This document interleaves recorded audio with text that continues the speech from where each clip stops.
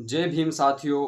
मैं चौधरी नदीम आज़ाद आज मैं आपसे कुछ बात करने के लिए ये वीडियो बना रहा हूँ और आपकी राय में सब कमेंट में जानना चाहता हूँ आप लोगों की क्या राय है। जैसे कि आप सभी को पता है कि देश के अंदर हालात बहुत कमजोर हो चुके हैं। राजनेताओं की वजह से मुसलमान हिंदुओं से ताल्लुक रख रहा है। इन्हीं राजनेताओं की वजह से मुसलमानों से हिंदू ताल्लुक रख रहा है। सिख लोग उनसे ताल्लुक रख रहे हैं और सिखों से वही लोग ताल्लुक रख रहे हैं।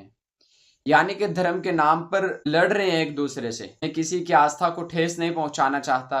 पहली तो बात ये, क्योंकि मैं एक इंसान हूँ, मैं इंसान की कदर जानता हूँ, इंसान का होना बहुत जरूरी है। एक उर्दू की कहावत है, कहते हैं कि अदब अदब से ही इंसान है, जो अदब न सीखे वो हैवान है। तो हमें इंसान का अदब करना चाहिए, चाहे वो इंसान गरीब हो, अमीर हो, रंग से कैसा भी हो, काला हो, गोरा हो, किसी भी किस्म का हो, अपाहिज हो, हाथ से माजूर हो, आंखों से माजूर हो, किसी भी तरीके से हो, लेकिन वो इंसान है। हमें हर इंसान की इज्जत करनी चाहिए। सबसे पहले तो जब देश आजाद हुआ तब से हमें पूर्ण रूप से इस देश में रहने की आजादी मिली है, क्योंकि भारतीय संविधान हमें हर मान सम्मान के साथ जीने का अधिकार देता है, बोलने का अधिकार देता है, इक्वालिटी समानता का अधिकार देता है, भेदभाव के खिलाफ, शोषण के खिलाफ लड़ने का अधिकार देता है। धर्म के नाम पर हमें अधिकार मिले हुए हैं। जो आज के हालात देश के अंदर बन चुके हैं, इन लोगों ने, राजनेताओं लोगों ने अपने व्यक्तिगत फायदे के लिए हम लोगों को लड़ाने में इनका पूरा 100% हाथ है और यही दंगे कराते हैं और ये दंगे कराकर फिर चुप्पी साध लेते हैं, किसी को जेल भिजवा देते हैं, किसी को बाहर करवा देते हैं। यही सब इनका काम होता है। दोस्तों, जैसे कि अब मुगल बादशाह का नाम पूरे ट्रेंडिंग में चला हुआ है भारत के अंदर, जैसे कि अब छावा मूवी औरंगजेब के नाम पर आई है और ऐसी ही ये मीडिया बनी हुई है। अगर तुम मीडिया वालों से कह रहा हूं, अगर तुम्हारे अंदर हैसियत और हिम्मत और औकात है तो आप वर्तमान भारत की स्थिति को बताओ। आप इतिहास में क्यों ले जाना चाहते हो? अरे इतिहास में तो मुसलमानों पर भी जुल्म हुआ, इतिहास में तो दलित लोगों पर भी जुल्म हुआ, इतिहास में तो हिंदू लोगों पर भी जुल्म हुआ, इतिहास में तो सिख लोगों पर भी जुल्म हुआ, इतिहास में ईसाई लोगों पर भी जुल्म हुआ, हर समाज के लोगों पर इतिहास में जुल्म हुआ और हर बादशाह से हर कोई इंसान खुश नहीं रहा, चाहे मुसलमान हो या हिंदू हो या सिख हो या ईसाई हो। हर बादशाह से हर इंसान खुश नहीं रह सकता और हर बादशाह से हर इंसान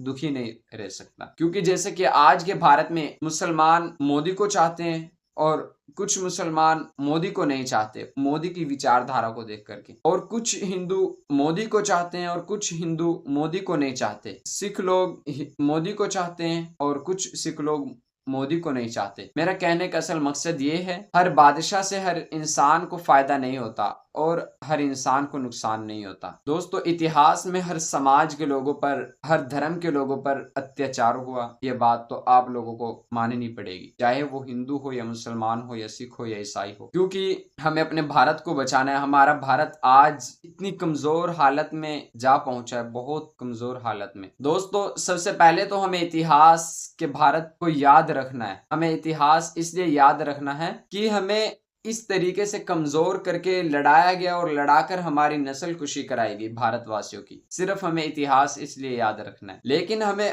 आज का वर्तमान भारत पढ़ना पड़ेगा। अगर हमें भारत को ऊंचाइयों पर लेकर के जाना है और अपने जीवन को अच्छे से आप लोग जीना चाहते हैं तो हमें वर्तमान भारत को पढ़ना पड़ेगा। वर्तमान भारत में हमें पढ़ना पड़ेगा कि नेता लोग अपने व्यक्तिगत फायदे के लिए हम लोगों को किस तरीके से यूज कर रहे हैं। 5 साल में ये हमारे घरों के 5 गेड़े तक नहीं लगाते, ये 5 साल में इस तरीके से काम करते हैं। ये 5 साल के लिए पहले ही सोच लेते हैं हमें क्या करना पड़ेगा, इस साल में कितनी नस्ल कुशी करानी पड़ेगी, इस साल में कितने इस तरीके से काम करना पड़ेगा। दोस्तों, इन ही नेता लोगों की वजह से भारत देश का 1947 में विभाजन हुआ था। मुस्लिम लीग और कांग्रेस के बीच में ये विभाजन हुआ था। जो मुस्लिम लीग के साथ थे वो पाकिस्तान में जा बसे और जो कांग्रेस पार्टी के साथ थे वो इंडिया में आ बसे। जिस देश को कमजोर करना है उस देश का विभाजन करा दो, ये आसान सी बात है। दोस्तों, जो देश के हालात आज सामने आ रहे हैं, इससे बात स्पष्ट होती है कि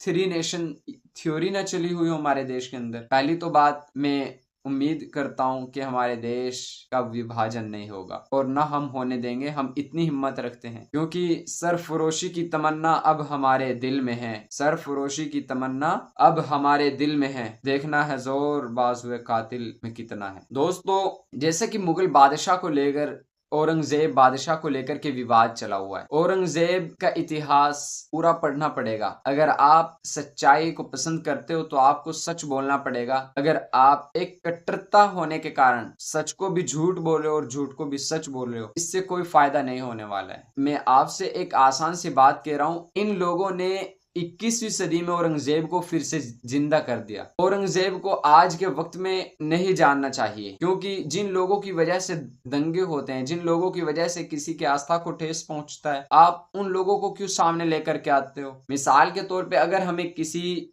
चीज को भूलना है और हम उसको सामने नहीं लाना चाहते, हमें उस चीज को याद नहीं करना चाहिए और याद नहीं दिलाना चाहिए। लेकिन ये लोग अपने व्यक्तिगत फायदे के लिए, हिंदुओं को नुकसान पहुंचाने के लिए, मुसलमानों को नुकसान पहुंचाने के लिए, सिखों को नुकसान पहुंचाने के लिए, देश में दंगे कराने के लिए, ये उन लोगों को मीडिया के द्वारा सामने लेकर के आते हैं जिससे देश के अंदर दंगे हो। ये बताओ, 75 साल इस देश को आजाद हुए हो चुके हैं, युवाओं को रोजगार नहीं मिला, आरक्षण नहीं मिल रहा है लोगों को, ये औरंगजेब को लाना चाहते हैं। अरे औरंगजेब चला गया, बादशाह था अपने वक्त का, चला गया। और बादशाहों का, राजनेताओं को कोई धर्म नहीं होता, इनका काम सिर्फ हुकूमत करना होता है। ये किसी भी तरीके से हुकूमत करना चाहते हैं, चाहे कोई मरे या जिए, किसी भी हालात में हो, बस इनको अपनी हुकूमत को बढ़ाना है, अपनी हुकूमत को मजबूत रखना है। तो मैं अपने सभी हर धर्म के लोगों से कहना चाहता हूँ, किसी भी धर्म से हो, हमें एक साथ मिलकर इन लोगों के खिलाफ उस तरीके से लड़ना पड़ेगा जिस तरीके से इस देश से हमें अंग्रेजों के खिलाफ लड़ने का काम लिया था। हमारे महान पुरुष लोगों ने अंग्रेजों को इस देश से निकाला था। इसी तरीके से हम इन लोगों को निकालने का काम करेंगे, यानी कि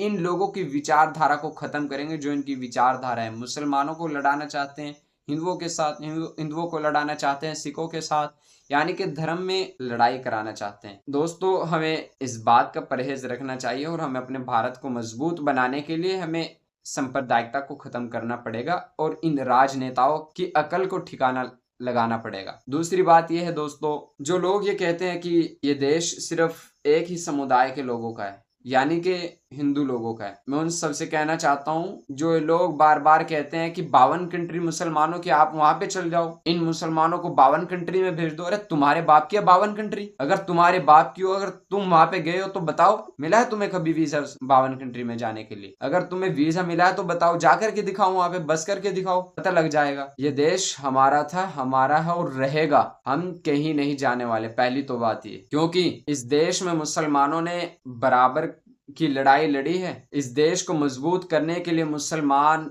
डॉक्टर APJ अब्दुल कलाम ने मिसाइल दिए, परमाणु दिए भारत देश को मजबूत करने के लिए। इस देश की अखंडता को बचाने के लिए मौलाना अबुल कलाम आजाद ने भारत में रहने का फैसला किया कि हम भारत में रहेंगे और भारत की अखंडता को मजबूत करेंगे। पाकिस्तान के खिलाफ वो चले और पाकिस्तान जो बना उसका वो हमेशा विरोध करते रहे और आज भी हम लोग विरोध करते हैं कि हमारे देश का टुकड़ा हुआ और आज भी टुकड़ा होने के कारण हमारा देश कमजोर है। कश्मीर में दंगा बना रहता है, दंगा बना रहता नहीं, ये दंगा कराते हैं। दोस्तों, हमें इस बात को समझना है, ये लोग हमें क्यों लड़ा रहे हैं। हमें अपने जीवन को अच्छे से जीना है। वो लोग धर्म के नाम पर लड़ेंगे जिन्होंने अपने धर्म को कभी पढ़ा ही नहीं, जो अपने धर्म के नाम पर ड्रामा कर रहे हैं और धर्म की बातों को बिल्कुल भी फॉलो नहीं कर रहे हैं, चाहे इसमें मैं हूं या कोई और हो। दोस्तों, हमें अपने भारत को बचाना है, मेरी आपसे इतनी ही गुजारिश थी। तो दोस्तों, आपकी क्या राय है